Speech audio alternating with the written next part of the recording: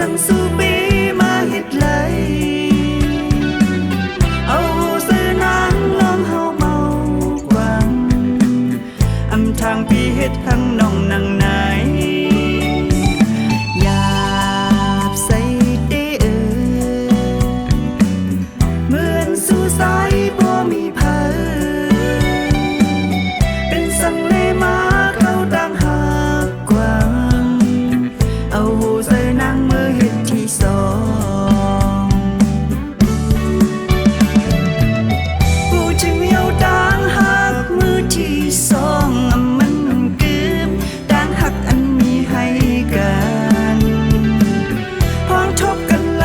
หักข้าวแก่เปลี่ยวยามสั่งเสลืมเต้ดึกวนกวังก็เปิดนางหักยาคนนั้นมีเจ้าของทองเปิ้นมาลาผู้ใส่น้องนางดกน้ำตาเผยโคสีนี่น้องผิดใหญ่ก็เปิดว่านางหักสายบุญใส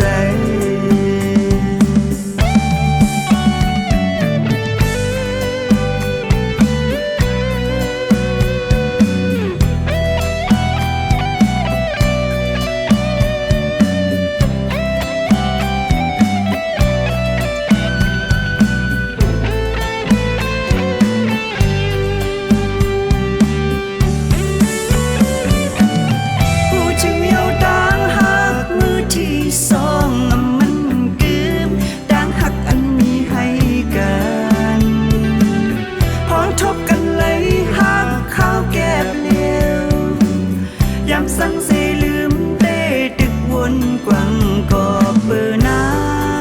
ำหักยาคนนั้นมีเจ้าของชมเปิ้นมาลาโอ้เสือน้องนางทุกน้ำตาเผยก็สีนี่น้องผิดใหญ่ก็เปิดว่านางหักสายล้นใสก็เปิดว่านางหักสายบนใส